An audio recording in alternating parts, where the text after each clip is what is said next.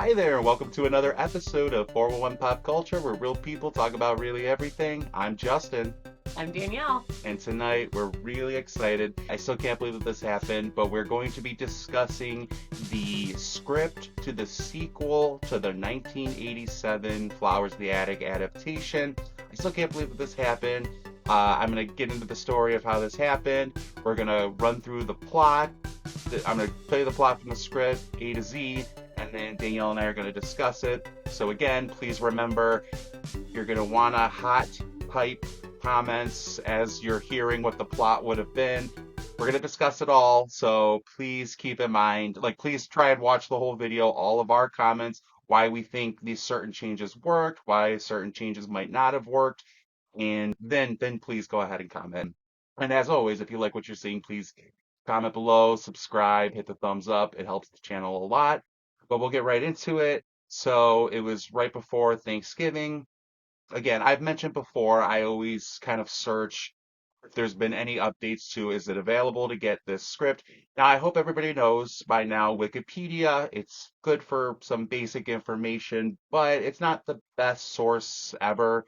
You have to kind of take things with a grain of salt because I remember long ago reading this particular BC Andrews trivia and quiz book right here, which I just got a copy of, which is so awesome because I couldn't believe it. I read in this book, it discusses there's a discussion on the 1987 film. Kristy Swanson does an interview with it, and the author basically asks, was there going to be a sequel, etc.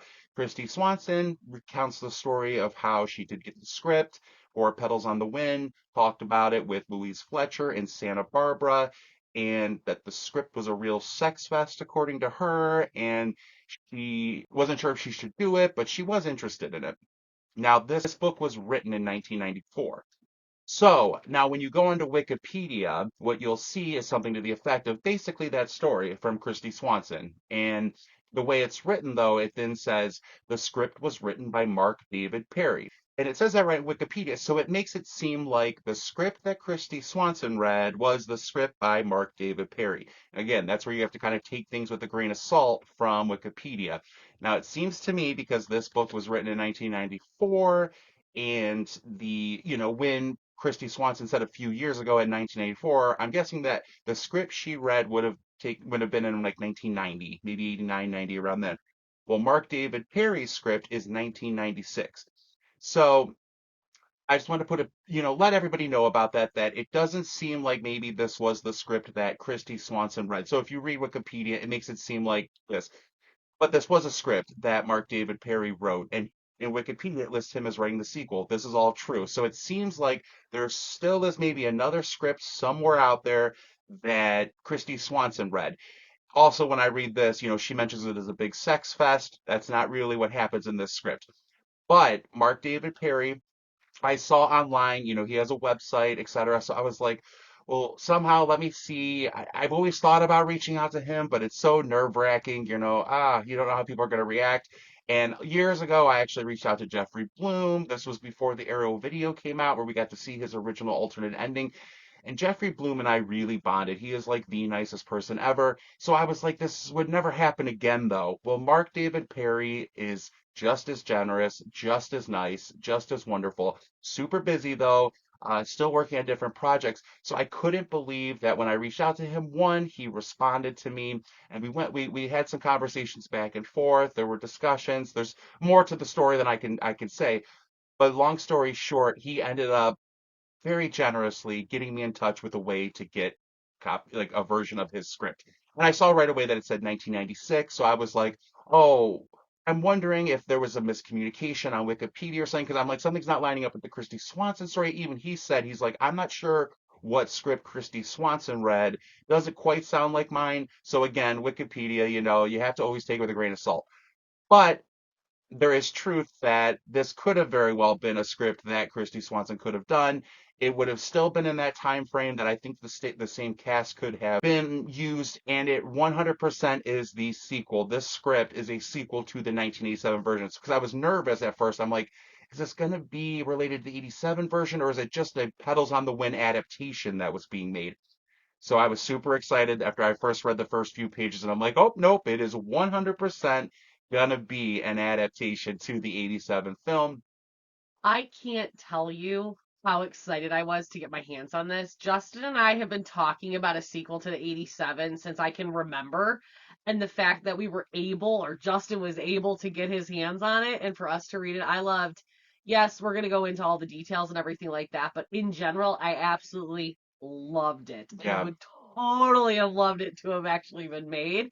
I yeah. think it would have calmed all of us down a little bit. I think so. And yeah, I want to emphasize before I read this. First, yes, it was so surreal. I still can't believe it happened, Yes. and it happened as quickly as it did. Again, I was so nervous for years to ever reach out or do this because you just don't know how people are going to react. It was so long ago now at this point, and just how generous and kind people are. It's just amazing to me. But yes, I want to clarify again, this was a sequel to the 87 version of the adaptation. And this one, it's interesting, and we'll get into it.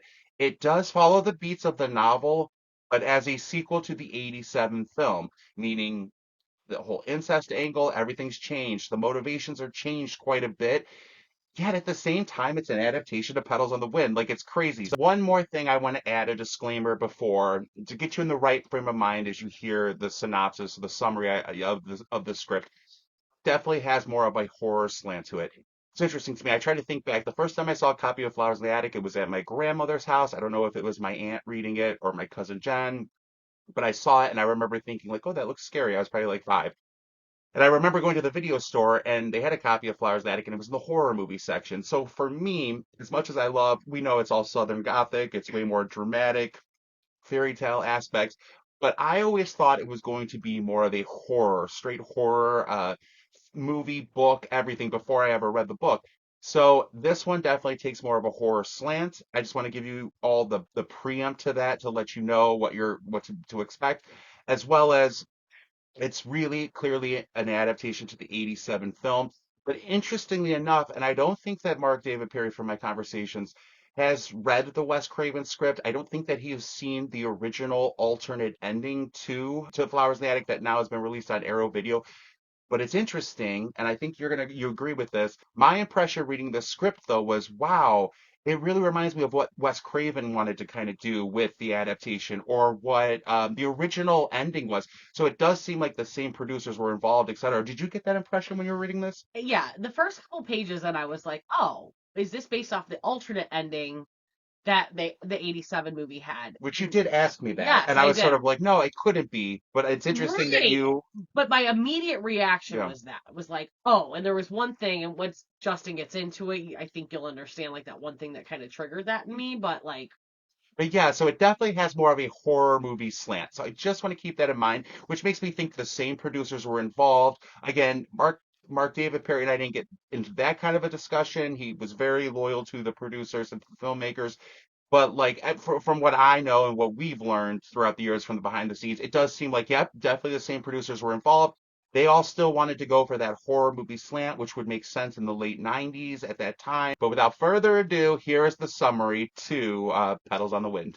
The script picks up right where the theatrical ending of 1987's Flowers in the Attic ends, while at the same time retcons some of the action. We start off seeing shots of the attic that will affect plot moments later on, but then we begin with the fight between Kathy and Corinne without the eat the cookie moment. But Corinne's tumble off the balcony happens. She is seemingly hung by her veil wedding dress. Then creepily, Mother's face turns up to glare at Kathy, which, to be fair, as much as we love the 1987 film, now that I think about it, I don't think that if Corinne died that anyone would have just let the kids walk off calmly. So, Art and everyone gets Corinne down, who now has a burn mark on her neck, which was a nice touch.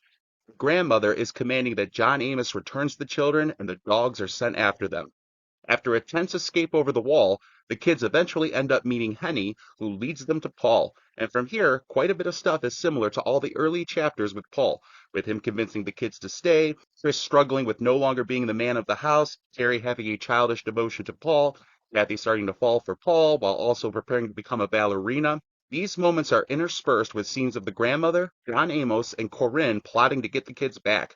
John Amos is searching town to town with a tense moment of him being on the same street while Kathy, Paul, and Carrie shopping for new clothes. Kathy then auditions for the Rosenkopf School of Ballet, meets Julian, has a traumatic audition, but gets accepted. Kathy is struggling with her developing feelings for Paul, but she does have sex with Julian. Meanwhile, Paul has located Kathy's diary, which is utilized as a device to catch the audience up with the events from Flowers in the Attic. It keeps ideas from the first film too, but updates them in a way to make this Petals on the Wind a more self-contained film. Like the burial of Corey is the same from the movie as it is happening on the Foxworth Hall grounds, only we see Corinne throw Corey's body in the grave while Kathy and Chris witness it. Then Corinne and the grandmother look up at the children in the window and smile, to give it a much more horror edge while it's becoming its own entity. There is no incest between Kathy and Chris. Mark David Perry did tell me that at one point he submitted a script with incest, which I will get into later. The producers did not want it. But Chris is still struggling with Paul and Kathy getting together. Now, my favorite scene from the script is that Corey appears in Chris's nightmare. I believe it would have been a powerful moment showing Chris's guilt. It takes place in the Foxworth Hall Cemetery during a storm at night. Grandmother and mother are there. Chris is frantically digging into the earth, into the grave, when Corey's hand touches his shoulder. Corey is covered in dirt and asks Chris why Chris did not save him. It would have been a terrifying and yet heartbreaking moment. So the script continues on similar to the novel, focusing more on Kathy and ballet, but again, this only takes place over a year or two, so more the beginning stuff from the novel. Julian pursues her, and she does sleep with him. There is a scene where Kathy returns to Foxworth Hall and is almost caught. She manages to dodge the vicious dogs, John Amos, etc., and even steals a car that she has to abandon. But the relationship between Kathy and Bart is changed. Bart ends up becoming a donor or patron of the ballet school. He even befriends Paul. But this is leading to Corinne seeing Kathy perform, which, unlike the novel where Corinne wanted to pretend the kids do not exist, in this script, she has been commanded to return the kids to Foxworth Hall to finish what was started. So, she is happy to see Kathy perform and gives a sinister smile to John Amos. John Amos finds them now and lures Carrie into their limo. Kathy and Chris are in pursuit. Once there, they discover that the grandmother and Corinne have tricked Carrie into eating a whole bunch of poisoned donuts. It is horrific. Like, the grandmother and Corinne told Carrie that they've missed her so much and that they made these donuts special just for her. Heartbreaking. Chris and Kathy are tricked by the grandmother, Corinne, and John Amos. But Chris stabs John Amos in the face with a pen, and the two teens are pursued through Foxworth Hall, which catches on fire. Now, there are revelations here which we will discuss in detail, but essentially, it comes out that the grandmother tries to kill Corinne now that Chris and Kathy might be killed. The grandmother wants to inherit everything and could not be sure she would if Corinne and the kids survived, which is why she had them come back to Foxworth Hall to begin with. She is bitter for having to have taken care of the grandfather all this time, who again is still alive in this script. This version of the grandmother is greed motivated, hiding behind religion, rather than the other way around. So she tries to kill Corinne by pushing her over a balcony. She had planned for John Amos to kill Corinne later, but Chris saves his mother while knocking the grandmother back. The grandmother catches on fire and falls over the balcony yelling about sinners. But then Corinne betrays Chris once again by trying to give him to John Amos to kill. Kathy and the mother wrestle when Corinne notices that Chris has been wired to record everything. Chris manages to block the way, causing John Amos to fall off a balcony and become impaled. Kathy and Chris think they are going to die in the fire, but Paul comes in and saves them. Bart also shows up, surprising Paul. Kathy says that Bart is her mother's husband, but Bart calls her a liar regarding the mother part. Bart rushes in to try and help, but is crushed. The firemen then show up and save Corinne and the still alive grandfather. Ultimately, Corinne is locked up in an institution. Kathy goes to gloat and says that she is going to marry Paul and that Corinne will be in Kathy's control as the grandfather has listened to Kathy and Chris's story and decided to leave everything to them in his will. Kathy is even shown taking care of the grandfather. So Corinne is in the institution and is furious, which is how the film ends, with that traditional horror madness note. So I just want to start off by saying this whole experience has been a dream come true. Like, I don't think, I mean, you guys know because you're fans too, but like, the first time Justin and I ever hung out, we watched Flowers in the Attic 87. And ever since then, we've been talking about how would they even do a sequel with Corinne dead? Yeah. There is no way. And literally, Mark David Perry, within 2 seconds. Well, it wasn't 2 seconds, but pretty quick solved a lot of the issues. Yes. And again, I know that you're all going to have strong feelings about that, but I just want to say to really emphasize that point, it was always sort of like my thought, and the main reason why I've always wanted to find out how they would have dressed Corinne being dead from the end of '87. So I really, when I this is what I was having awkwardly saying before I read the summary, which was that the fact that when you first read the first few pages, because I was worried that this was not really going to be a sequel to the 87, that Wikipedia had gotten it that, like, okay, there's the script that Kristy Swanson apparently read, because again, in this script, it's not a sex fest. There is one sex scene where Kathy and Julian get it on, but that's it. That's all you get from it. Yeah, and it's really quick too. Really quick. I also want to say, yes, it's not exactly like the story. And I think going into this and kind of listening to what we're talking about, we are loving this because it is a sequel to the 87. We already have talked about the problems we have with the 87, but in general, we still love it for what it is. Yeah. And I love this for what it is too. Yeah, we're going to talk about some of the problematic things within it, but in general, I absolutely loved it as a sequel for the 87. Yeah, and so when I was reading in Wikipedia, like, okay, it's not this big sex fest, so I'm like, okay, based on my conversation with Mark David Perry before I read the script, I'm like, it doesn't seem like maybe this is the same one. But I'm like, when I started reading it, and I'm like, okay, so Wikipedia did get it right. It is not only a sequel, it's not only Petals on the Wind. This is a sequel to the 1987 version. Yes. So when I'm reading the first few pages, I remember the chills just reading over me where I'm like, oh, Mark David Perry did tell me, he's like, well, in my script, I'm pretty sure I kept the mother alive. So I was like, oh, okay, because I think I asked him, hey, is there a way to read this script? And if not, is there anything that you can tell me about it? Particularly about how you dealt with the mother being dead. And he's like, well, the mother's still alive. And I'm like, what? So when I was reading the first few pages, that's also what made me nervous of like, this might not be a script to the 87 film sequel. But I'm reading the first few pages and he was very emphatic in the when you're reading the pages, you see the burn mark is on Corinne's neck. I'm like, oh, okay. So, and again, they're retconning it a little bit. And I know, it always makes me think of Misery, where the scene where Kathy Bates is saying, like, he didn't get out of the cock-a-doodie car. Yeah. So, yeah, we see the mother's pretty much dead at the end of 87 film, and the kids are just walking off calmly. Well, in this, it's a very intense, they're being chased, but Corinne does have the red mark. So the hanging does still happen, but instead with they're doing it make it look like she's dead, so he's addressing that, which I really appreciated. Looks like she's dead, but then she kind of turns and looks up at the kids, and you get right away now what kind of script this is going to be, what kind of movie it's going to be. It's going to have a horror slant to it, and she's kind of looking at uh, Corinne is looking at Kathy very clearly, like with a smile, like, oh, you're going to get it for this. And she has this red mark. And then, so the kids are being chased by these dogs. But as Corinne's like also looking over the balcony with John Amos and the grandmother as the kids are running off, he's very clear that you want to see this red mark so that we know the mother did survive. Yeah.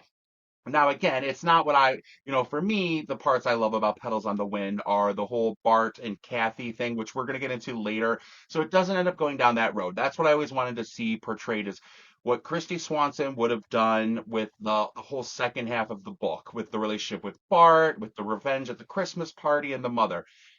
And this script does. Now, from here on out, I am going to be reading off of notes that I took because I always hate when we film these episodes and when I'm editing and I'm like, I forgot to say that and I forgot to say that. So this time I'm going to be a little bit less professional and read some of these notes. So yes, the script does change the grandmother's motivation, the grandfather being alive, and he's not only alive, he's like this great old guy in the end, as well as the relationship between Bart and Kathy. But at the same time, it really does hit the beats of the novel. And I think that's what you're trying to kind of get Yes. to is that the excitement of seeing, yes, the parts of it come alive. I mean, once you get past how they retcon the sort of ending of 87 film, or at least like add to it in a way that it works so the mother can survive, it really is the first half of Petals on the Yeah. Wind. So it does hit all the beats of the novel. It's not the same, kind of the same. So you still have the surviving kids end up with Paul. Chris is jealous, feeling displaced as man of the family. Kathy joins the ballet school and meets Julian, who is a womanizer and jealous. Kathy is still planning revenge on her mother and grandmother. Carrie still misses her mother and ends up dying from poisoned donuts. Again, it's not her as an adult being depressed about her mother. It's the literal Carrie, instead of going off to a school and being tortured, Carrie is essentially betrayed by her mother, literally. Foxworth Hall still catches on fire. Corinne ends up in a mental institution. Kathy marries Paul. So really, Mark David Perry does take 400 pages and condenses it down into what would have been about an hour and 45-minute movie. But instead of it taking place over a decade, it gets condensed down into about a year or two. I feel like the whole thing, if he doesn't give like dates or anything, but it does seem like maybe about 2 years Yeah. is the gauge. Which they do mention though being in the attic, I think for at least like 2 or 3 years. So he fixes it with these sort of flashbacks. Yeah. Again, the main difference is like the Lifetime adaptation, it jumped ahead and skipped Paul stuff. This script instead focuses on the first year or two of the escape and then tries to take the second half of the novel and make it work for where the kids would have been at that age. And again, one thing it does though that I'm sort of like I don't know why they always do this. Campbell is their last name in this script, and I'm not sure why the 80s and 90s they always want to change Dollanganger to something like Campbell, or in Wes Craven's script it's Chapman. So again, they kind of do that here, and I remember being like, oh, that's weird. So I also want to bring up, and as you're reading a script, I haven't read scripts, so I have to sometimes go back to kind of figure out like what happened. But there's a lot of scenes that kind of start off and you think it's like, oh, they're really turning this into a horror movie. And then it's like, ooh, and then it's a dream. And you're Hmm. like, this is cool. So it like changes, like, you're kind of like, no, I don't want a slasher movie. But it really shows, I think, what Mark David Perry was trying to do is how traumatized these kids were. Absolutely. And making these dreams so horrific brings the horror element, which we need for that time And and this being a sequel. adaptation, Right. yes. You Mhm. need a horror element, Yeah. right? And so he does it with these nightmares, which is what I love because he still holds true to the book in that sense where like this horror stuff doesn't really happen, but he's able to incorporate it in the nightmares. And I thought that was just absolutely fantastic writing. I Yeah, loved well, it. and he incorporates in a way that's going to pay off later. So, like, Yes. I can't. I'll try and do a screenshot of what I'm talking about. There's a scene where somebody I know has a dream or a nightmare about somebody turns into a Rottweiler, and so Mm, when you're reading it, the dog is like barking right in the face. So if you're watching this in a movie, you've seen these sort of yeah. things where like somebody's talking to somebody, it gets dark, stormy, and all of a sudden like a dog jumps out to get you that to get more jump scare moments. So later on, though, a big part of the story, now again, at the beginning, they're being chased by these Rottweiler dogs, so it would make sense. But in the climax of the film, when Foxworth Hall is on fire, the dogs, these Rottweilers, are a big part of the chase. Yes. They're being pursued, Kathy and Chris, by the dogs. So it makes sense of like foreshadowing to the end, which is again Mark David Perry. I think really, and this isn't just because of what he did for us. I really enjoyed his writing as a Yes. screenwriter. We've read now Yeah. quite a few scripts for these, and it's next to Jeffrey Bloom's because his was also amazing. I really was getting the imagery of what he was doing, and then as I'm reading it, I'm like, oh, this is the payoff for this. This is the payoff for Yep. this now. Absolutely. And I think it also is like an homage too to the original 87 because they do have some nightmares in Yes. there a little bit as well where you're kind of Yeah. like, and then Like it's the scene where Olivia, like the grand or Corey it seems like it's Corey is yes. dreaming. Corey wakes up and he sees Mhm. his mother there in this dark hood, Yes. and she turns away and turns and it's the grandmother, Hmm. but it's really Kathy's dream, and she wakes up. And I think there was a dream, and I wish they had included this because there's a still image of Corey in this boat on this like lake, and you see it in the special or the Arrow video, some of the behind the scenes footage. I wish they had and even done more with the dreams, is what I'm saying. So yes, Yeah. which is weird because, like we've said, Danielle's first words to me when we read this, she's like, "Oh, this really was based off of like the alternate ending. It really reminds me of that." I'm like, "No, there's no way. I think that Mark David Perry would have had access to the original alternate, what we call now the original alternate ending, the grandmother with the knife ending is the best way I could describe it."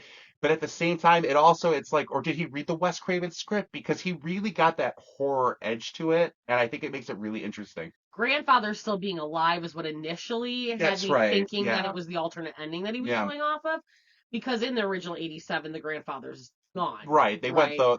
which Yes. again, I want to be very clear about. That is something I would have had an issue with this adaptation.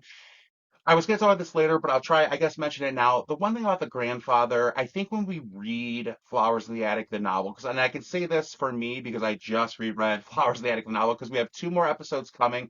And I'm speaking to Andre Lewis right now, who has been commenting on this channel for a while. I promise we have an episode coming up next that is about My Sweet Audrina that you requested. You've been requesting for a long time some stuff. They're next on the list. This episode had to come first, though. But Yes. anyway, I reread Flowers in the Attic for another episode after that episode that we're gonna do. And while reading it, you really are like, what if Corinne just disobeyed and took the kids down? Maybe the grandfather would have accepted them. So I feel like now we know that that's not true. We know that Malcolm, who was named Henry also in this, which is, I don't know why that happened, but the grandfather was never going to accept them. But Mark David Perry's choice with this, I think it's like the fan in us when I'm reading, I think you feel the same way. You want to have a world where somehow things turn out right for the kids, It's or the that sweetest revenge. right, that the grandfather would be like, cool. Now, again, when you read Garden of Shadows, it was Olivia's fear at the end that if the grandfather did meet specifically Kathy and Carrie, he would be completely charmed and forgive them, and the cycle would continue. But so you know that it would never happen, but you do want to have that moment of like, aha, what if the grandfather just knew? So as a fan, I'm excited to read that. If I saw this on film, I would have had mixed feelings about it. And trust me, you can go and comment below. I already know a lot of you would have hated that. Yes, I'm not saying I would have liked it, but I think that's why that was done. So you were thought the grandfather being alive was why he kind of included, or you felt the horror, the alternate ending, original alternate ending. I might have to disagree a little bit for those of you that don't like the fact that at the end of this script, the grandfather did give the kids the money. Because really, like you said, we always kind of want it. And like they suffered so much. I like that he put that in there.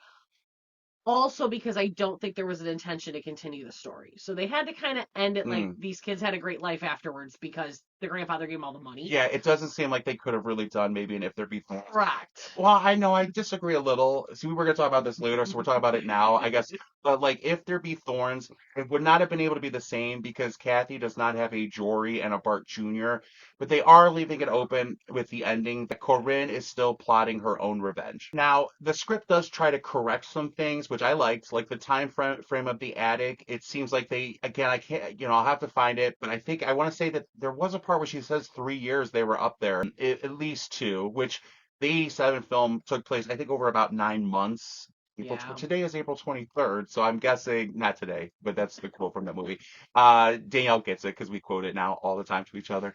April 23rd is our own little VC Andrews holiday.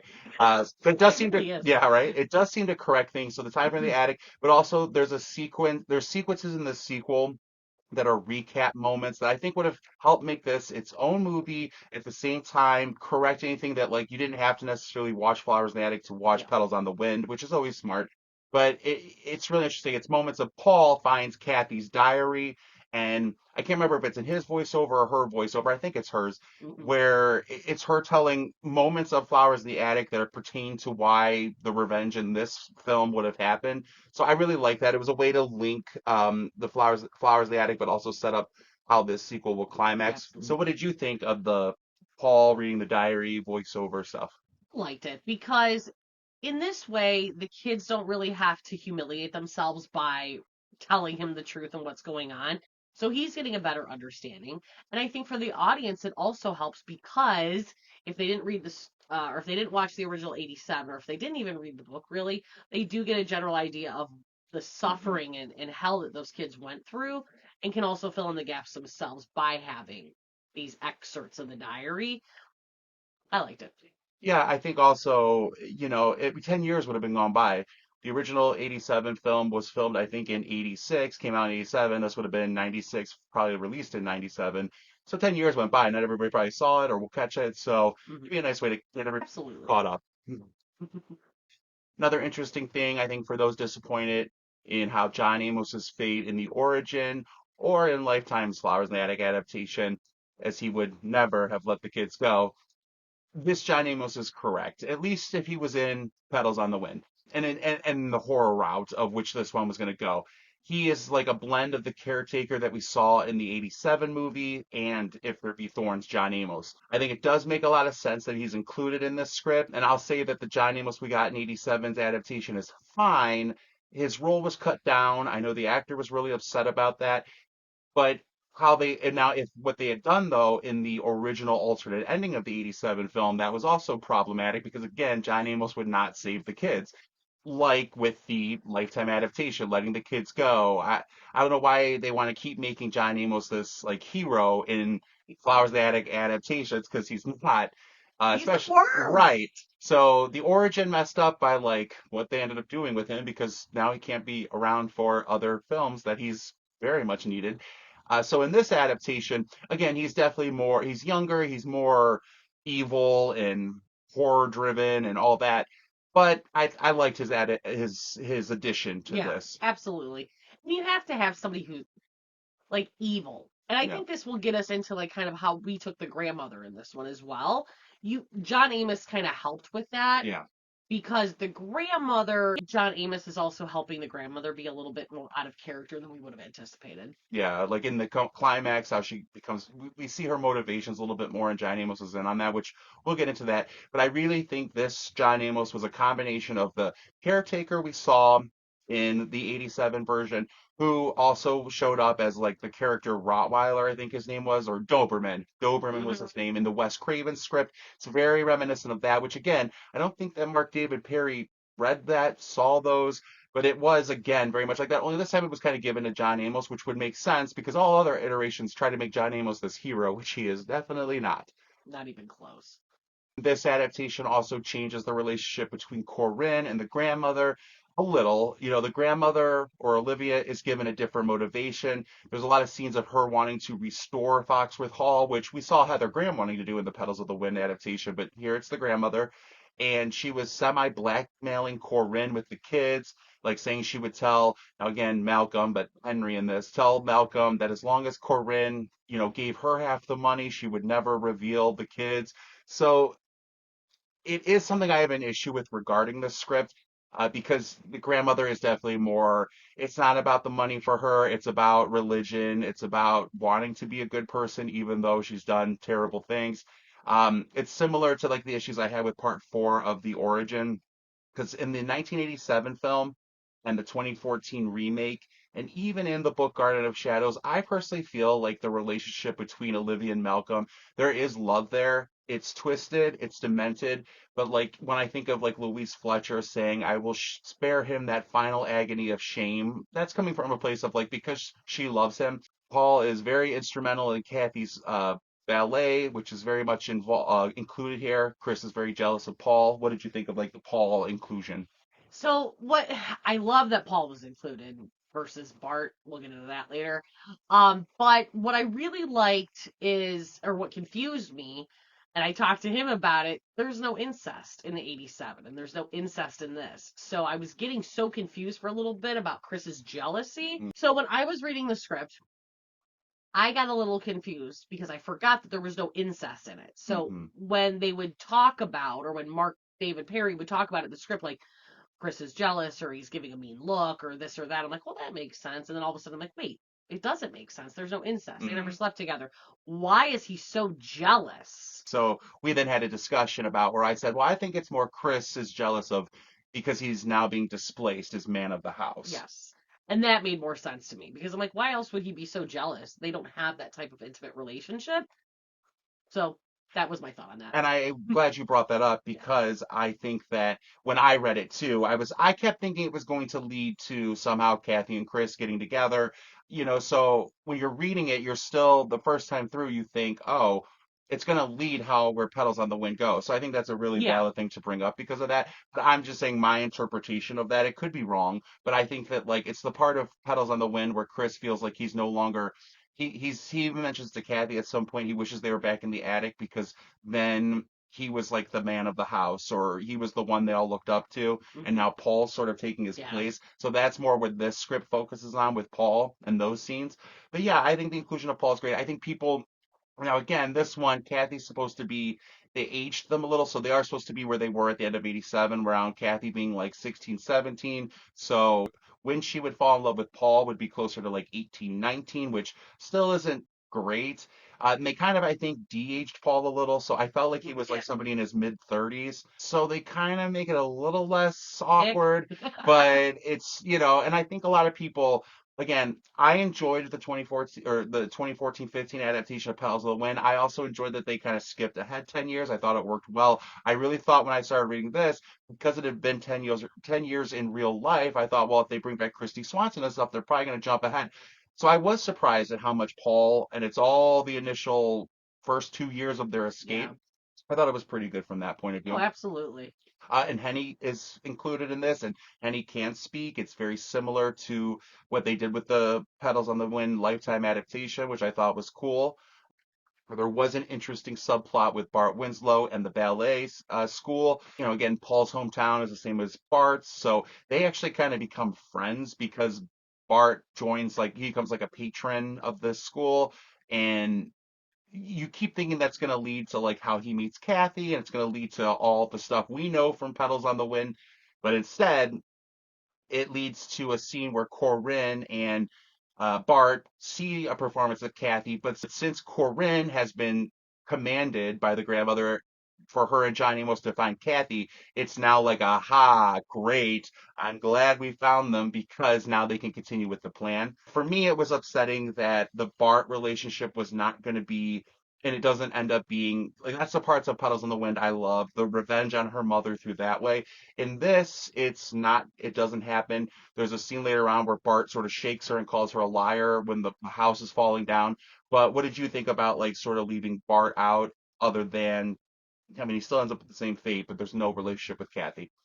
So when I read the books, you go into it, you're reading it, you're like, oh, the revenge, and oh, this is so sweet, and oh my goodness. And then, like, in retrospect, like, at this time in my life, I'm thinking, ick. Like, Kathy sleeping with somebody her mom slept with. I'm sorry, but ugh. So I actually kind of enjoyed the fact that that was removed, and I was actually surprised because that's one of the parts of the book that I always loved, Yeah. right? Was the whole Bart thing, right? So it really surprised me when I was reading the script that I really enjoyed that kind of ick factor coming out to really just focus on the true story and maybe accept a little bit more about the Paul relationship, like you said, for all those reasons. They kind of aged her up a little bit, but kept her young, aged him down a little bit, so that doesn't give you as much ick than the Bart thing, and so I did enjoy that of the script. Yeah, I'd say for the script that we have here, yes, it would have not worked at all that somehow Kathy and Bart ended up together. I will say that was a big disappointment for me. Those are the moments I live for, the moments I read, that I'm like, oh, this is perfect revenge. Again, it's more about the fact that, again, the grandfather's alive in this script, so would it make sense? Because the real revenge of Kathy is that the grandfather dies, adds a codicil saying, Corinne cannot have kids with either her previous husband or Bart. So the fact that Kathy not only is taking away her mother's prized second husband, she's having a kid with him. That makes the revenge so sweet, in my opinion. It's messed up. It's messed up and it is demented and twisted. But when you're reading it, it's perfect revenge. So I do miss that quite a bit in this. But I agree completely. In this context, it would have had a lot of ick, and there's no way. I kept thinking that this script was going to eventually do a like a two-part, like, the first half of the script would be the stuff we got to, the Kathy's in ballet, da Yeah, da, and I thought the second half of the script was going to eventually like age them a little bit, yeah. and so that never happened, which is fine. Again, like similar to the '87 version. I don't know if it's a fear of like trying to age actors from, ages 17 to now being 27. I mean, that's a hard thing to do, and so like the '87 film only had 9 months, which really there's no reason you could jump ahead years. It's a film. Anyway, I digress in that. So I missed it, but I got it. What did you think about, like, so Kathy slept with Julian early on, never with Paul until, I mean, the end says they're going to get married, so obviously they're going to get together, but never with Chris. But what did you think about, like, with Julian? I thought it was a little out of Kathy's character Yeah, in the way it's written in the script. It's basically like they're rehearsing whatever they are, and he kind of comes on her, and she just opens her legs. I mean, it is pretty it's quick. pretty Yeah. abrupt for Kathy. I get for the script and for cinema and film, Hmm. you have to kind of fast forward a little bit. So that was one issue I had with it, but it's still, again, like you said, it keeps kind of in line with the book. Like Yeah. things are happening, but that to me a little bit, I was kind of like, I don't know if Kathy would have I done was that. surprised that she did with the script, but it made sense to me in terms of in the moment when it happens, she's afraid she's going to lose Julian. He is the same Julian. One thing that, the Petals on the Wind adaptation, I think most people agree they got Julian right. In this adaptation, it was the same Julian, 100% womanizer, always kind of mildly threatening Kathy. So in the moment, again, I kept reading it wanting to see how it was going to be related to Christopher, but that never happened. But I think it's more about she's trying to like not be with Paul, wanting to not ruin her ballet career, so Yeah. she does this for all the wrong reasons, which is very Kathy. So you see that sort of Kathy Yeah. character.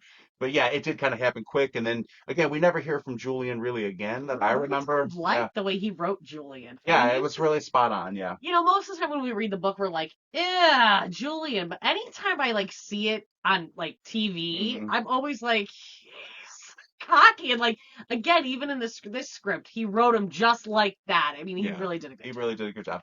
And then I guess now we'll kind of really discuss the ending, but probably drops of everything. So at the end, again, it has the same broad strokes of how the novel goes, and at the same time, contradictorily, is completely different. So the whole script takes place over a year or so, maybe a little bit longer. And so Carrie is still young. They still have her fate be the exact same, as in she overdoses on arsenic donuts, Yep. but it is way more horrific here because in this Petal and the Wind script, ultimately she is kidnapped by John Amos, but she's manipulated by Corinne and the grandmother into like they're sort of like, we've been waiting for you. We did miss you. We did love you. Here, we made these special cookies for you. It's so horrific. But again, the book, it's more, it's not that Corinne purposely gave adult Carrie donuts and Carrie ate them. It's because of the she was rejected by her mother. This was more self-inflicted. In this novel, it's taken very little because Carrie's still young. She's still believing in her mother. They're feeding her these donuts. It's horrific. And again, it's just really horrific to see that. And again, it's what leads Chris and Kathy back to Foxworth Hall. And so they don't see the death of Carrie, but then they end up getting tracked back up in the Northern Wing room, and they see what happened to Carrie. So just like in the novel, they find her after the fact, having eaten these donuts. But it is a really creepy scene between the mother, grandmother, that they're sort of like being sweet and kind to Carrie, Yeah. so that she keeps eating these donuts, and they're just like sipping tea, and they're like, "We missed you, pumpkin," and stuff like that. What did you think of those moments? So my only issue with this is that the grandmother, to me, would not murder those kids. Just period. Just with her Right. religious background, I just don't think she would. But what I will say is the reason I was able to accept it and still enjoy the script as it is because it is still based on the 87 Flowers in the Attic.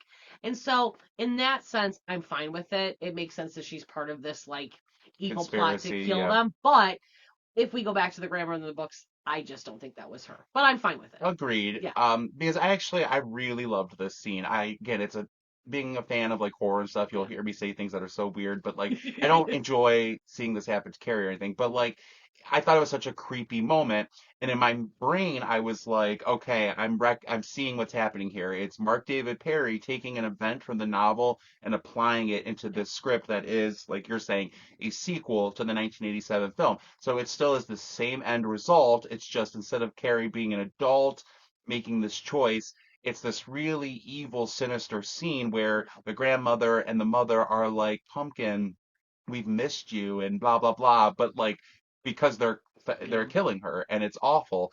And so Chris and Kathy are that's what brings them back again to Yeah. Foxworth Hall. Again, there was a scene where Kathy like snuck back. She was checking in on them, and it was again a very horror movie scene where she barely escapes and she steals a car and like abandons the car. But so this is what brings them back. Now again, they think they're trapped. But all the revelations come out at this point. So again, Foxworth Hall still catches on fire. There's a big chase scene with vicious dogs, crazy John Amos, evil grandmother, Corinne, all in pursuit of Kathy and Chris, all while Foxworth Hall is burning down around them. So again, it's still the same ending. Foxworth Hall catches on fire, just in the context of like things that happened a year or two after Petal or after Flowers in the Attic, rather than a decade later. And of course, for me, the biggest loss was the relationship between Kathy and Bart. So he like comes at this scene and he's all like, "You're a liar," because that's when Paul and Bart finally meet, and she introduces Bart as her mother's husband. He's like, "You're a liar because it's not your mother." But he goes in and is killed, is crushed, just like in the novel. I think we do need to back up for a second. So before this fire started, Corinne was walking with that candelabra or whatever. So Corinne actually started the fire for real in this script. There's no question. Okay. And the grandmother, what she fall like pushes Corinne, and then is trying to like kick Corinne's fingers and kill her. Basically, the grandmother reveals that what the real plot has been her and John Amos have been plotting to kill Corinne after Corinne kills the kids. That's why the grandmother let her come back. And it is sort of this whole revelation of the grandmother's like, I had to take care of that man all these years, and he was so sick. If I had to do that, I'm the one that should inherit, which again, the grandmother wouldn't do. But the evil grandmother, if you would like the Wes Craven script, which throughout the years, I read a lot of people did, even though I always personally were like, I find that surprising how people hate the changes that were made, but they seem to accept that this is the grandmother. Well, this is still that grandmother, that evil version of her, and she is sort of like, well, and John Amos and I were planning to do you in all along. So what kind of happens is, yeah, the fire gets set because Corinne is sort of pushed over the balcony. Friss is trying to like help her up. But the grandmother then attacks, says all that she was like planning to get rid of Corinne. The grandmother then falls over, catches on fire. She's burned. John Amos ends up falling over the same thing.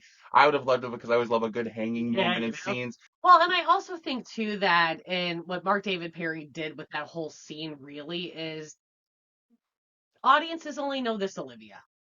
Yes, fans watch it, Right, right. but like in reality, like this woman's crazy. Of course, she was trying to plot some kind of crazy stuff. So I think he did a really good job at like reaching audiences, at least at that time with film and stuff like that. You expect something dramatic and this big plot thing to come out, you know.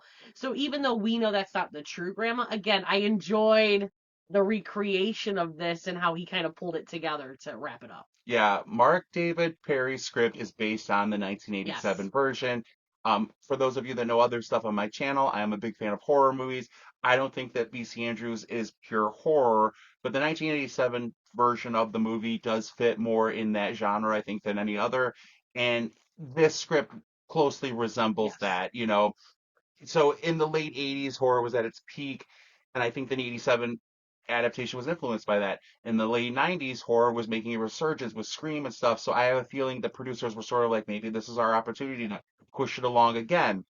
So it still hits all those points, just in a more horror centric. So you have all this action and Hmm. stuff happening, versus the ultimate like emotional revenge that Correct. Kathy gets. Yep. And now I did, I don't think I've said this yet, so I did want to kind of cover this, that the incest between Kathy and Chris, Mark David Perry did want to include it. He said he did submit a script. Producers were very much like, we're not doing the incest part of it. I think once they had those test screenings in the late 80s, they didn't want to go through all that again. But he did say that he was going to have this scene. So the film ends with Kathy goes in and is basically like, haha, we convinced the grandfather to give us the money, and you're in our control now, and here are some donuts for you. Hope you enjoy. And the mother's like very grotesque, smelly, like, it's Straight pretty, jacket. right. It's pretty horror imagery. And so, but you find out that the grandfather, who would never have done this, left the money to the kids. But so the original sort of ending I think he was going to have was more incest between Chris and Kathy, and the ending was going to have them like in a bathtub together, sipping champagne and being like, haha, look what we did to our mother, which again, I think may have taken the incest way too far the other direction. Because, when we watch the Lifetime adaptation, it's pretty straightforward, or pretty much, what the novel does with the incest stuff, but amps it up a little to make it a bit more sexy. So even more so than in the novels. This one would have been more of a horror movie like version of Kathy and Chris with the incest. Now again, it's a delicious idea. I think it's fun. I don't think it fits for what we know from the books, but I think with what you were saying, like, yes, as fans of the books, these issues are hard for us. Fans of the 87 movie though, kind of like it. And Yeah. I would have had mixed feelings watching this, but again, I think ultimately you feel the same way. I would have just loved to have had a 90s adaptation of Yes. Petals on the Wind. I'm just glad we got to read it. What could have been. Right. It is. It's so fun to get to see, the what could have been. I think ultimately that if you love or enjoy the 87 film, you were going to enjoy this. If you did not, then you're probably not going to like it as much. If you're a fan of horror movies, you definitely would have liked it. If you've seen the original alternate ending to the 87 film and loved that, it's very much in that spirit as a full movie. I think it would have been pretty cool. But again, Petals on the Wind is my favorite of the V.C. Andrews novels. There's a lot I would have missed and had issues with. But it was such an amazing gift to It get to really read was. this script, and I'm so grateful for it. And I'm very curious as to what you all think about this. I know that you all have very strong opinions.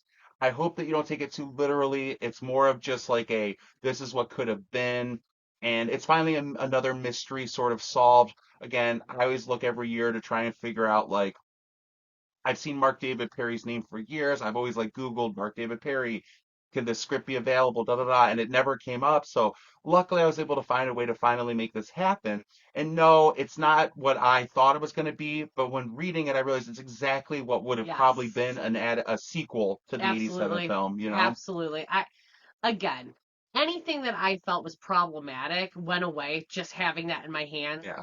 figuratively, and reading like what could have been. Like I agree Yeah. with you. Like I don't care about anything that veers off the novels, like because again, the 87 movie, I watched that before I read the book. Hmm. So it always has a special place in my heart just for that. It was my introduction to V.C. Andrews.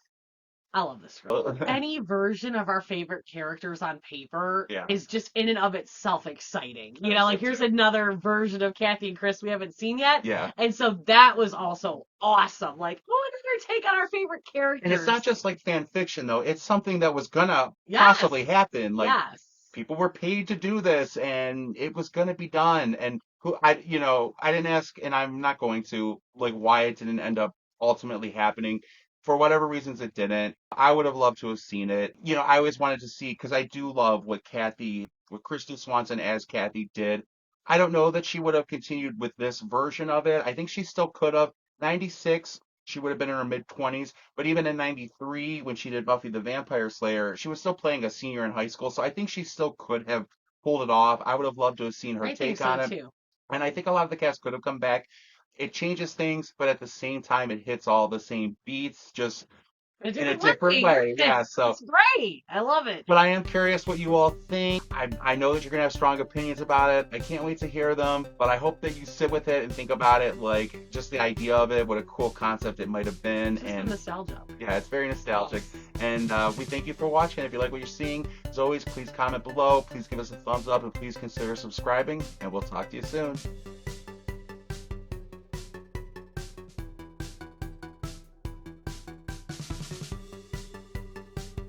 Through without having to humiliate the Hmm. kids by having to tell him. A whole bunch of exposition. Correct. And it's, you can limit what the audience is seeing too through a flashback like that, Hmm. giving them clips. So it really lets the reader also kind of fill in the gaps too. And if 100%. they don't know Flowers in the Attic, right? This is like, ooh, these kids really Hold went through on. some stuff. Tallulah, stop. I could probably get away with it over there. Mhm. You remember kind of what you were saying there?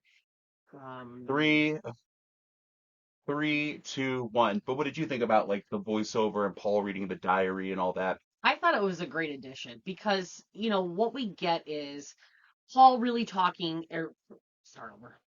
Did you hear her? Yeah. Right. Honey, you can't be in the video. You just can't. John Amos